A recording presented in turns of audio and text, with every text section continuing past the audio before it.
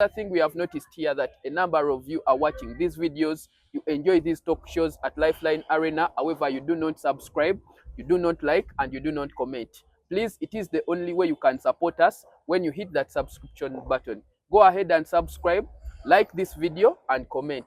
Thank you so much.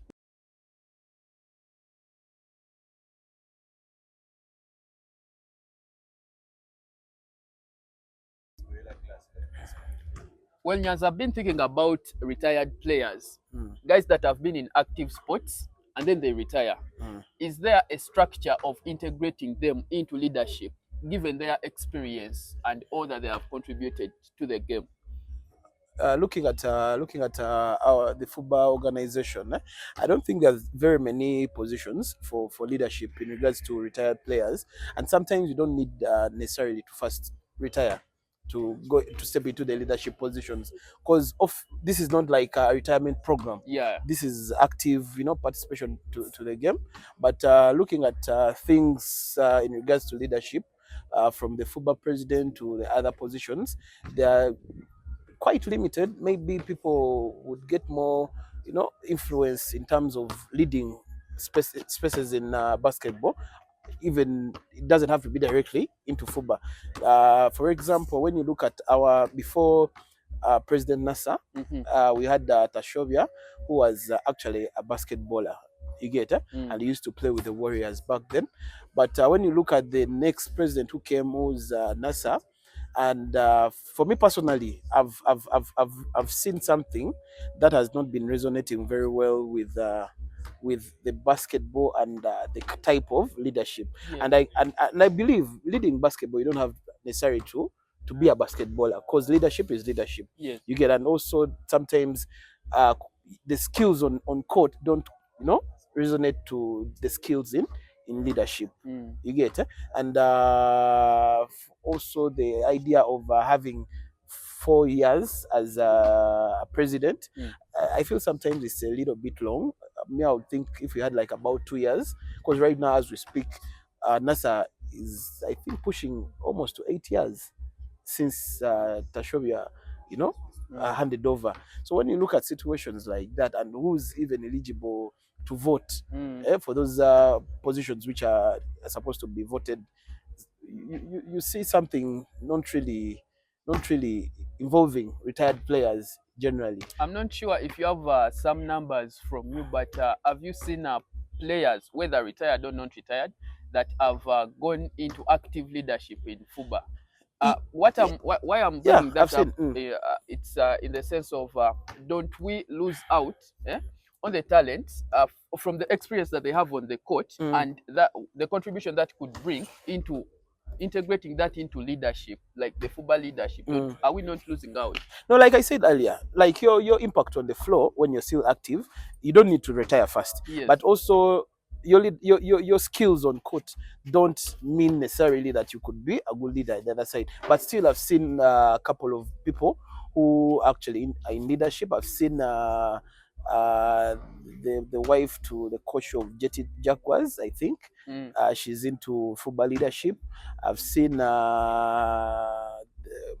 Brenda Okot, I think so. She's also in football leadership, and other players. You get ladies and also guys. I've seen Gumikiriza Gordon is also, I think, in the football leadership. So when you look at all those guys, some have been playing the game, some, they've been very good well wishers of the game, and they've been in the system, not necessarily playing, but they've been very good. But do you think it is necessary that does it add value that someone who has been on the floor, who has contributed, could it be very necessary for them to actually somehow be integrated into the leadership? Yes, it would be very good.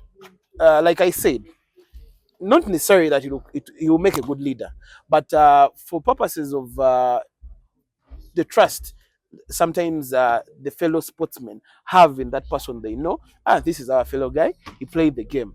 You get it? It brings that kind of trust. Look at it in this way.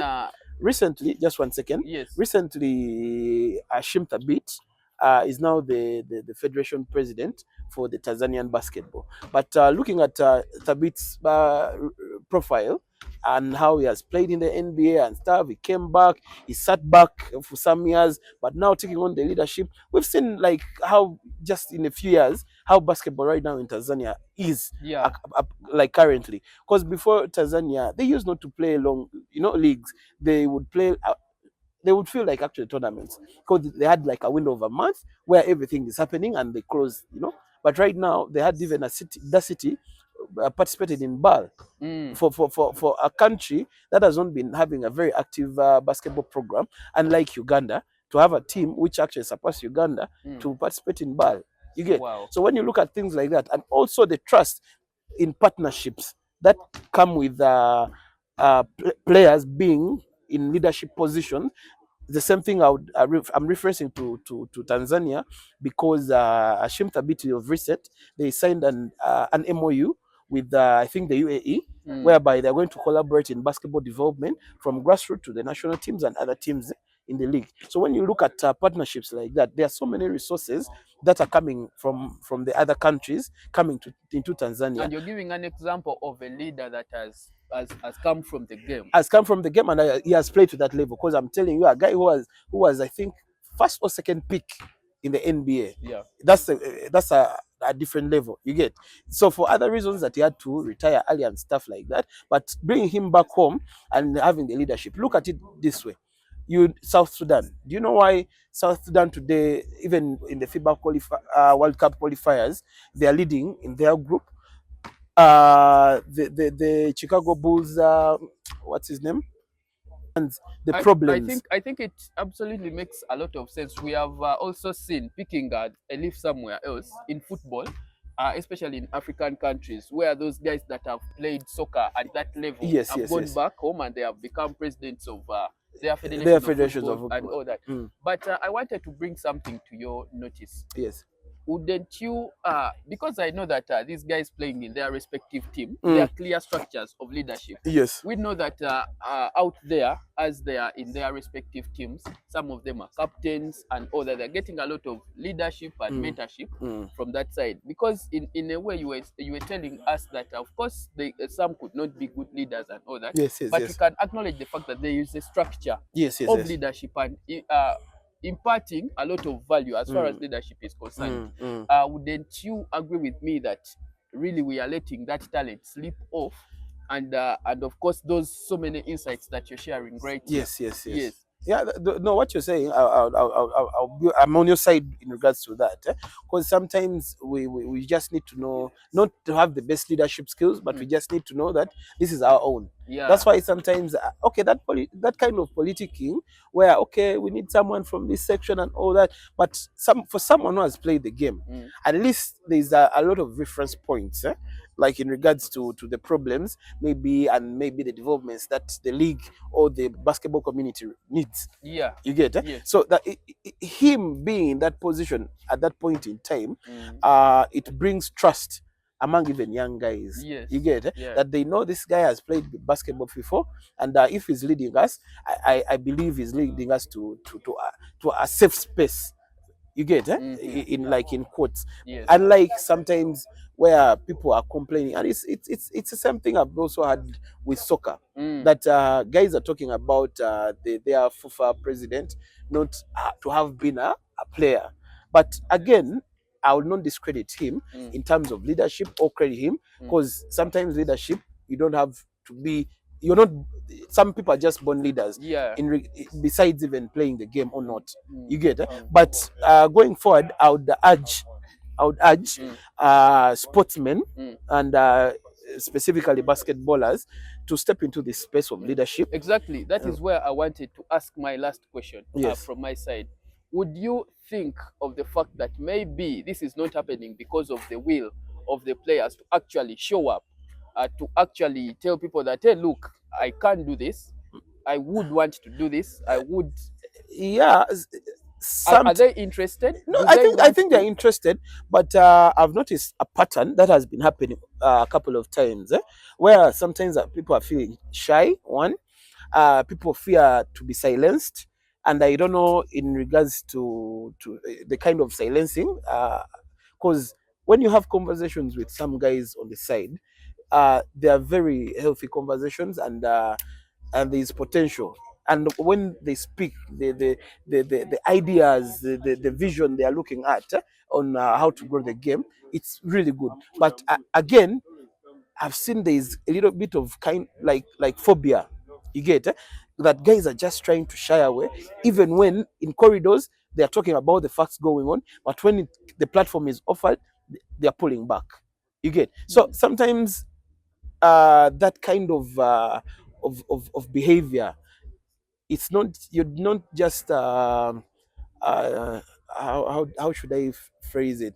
It's just it's basically a disadvantage to the young guys who are coming into the system. Because if you know something, sometimes it's better we sit on a round table. And at the round table, we bring different ideas and we build something that will last a lifetime. And like we have a burst of excitement and stuff like that. Then at the end of the day, it dissolves like there's no even trails. Just look at how we've been getting our basketball highlights. People don't know even sometimes how long should the FUBA president supposed to be there. You get There's a lot of because people thought information that is not out it's there. not out there, and Yes, people need to know. And exactly. also maybe expand who's supposed to be voting for these people. You Yeah, get because surely. sometimes when you look at some groups, let me say the AGM has one vote, and the people on the AGM are guys who own teams. Then the schools associations, the primary, the secondary, and the university. You get where they have, I think, two votes. Then you look at I think other stakeholders. I need to understand that in the constitution. Yeah. But when you look at the people, it's just a small group of people who are actually voting. Wow, You get I want us to dive into that in Mm. our next part of actually how do we come to the FUBA president? Yes, How, yes. like, what are Mm. the exact things that bring the FUBA president? That is the conversation I want us to have Yes. for the next episode. But for this one, we have actually discussed about transition from the floor into leadership. For most of the players having actually delivered so much on the floor, how do they get into leadership so that we continue benefiting from that experience? The other thing we have noticed here that a number of you are watching these videos, you enjoy these talk shows at Lifeline Arena. However, you do not subscribe, you do not like, and you do not comment. Please, it is the only way you can support us when you hit that subscription button. Go ahead and subscribe, like this video, and comment. Thank you so much. We'll see you in the next episode.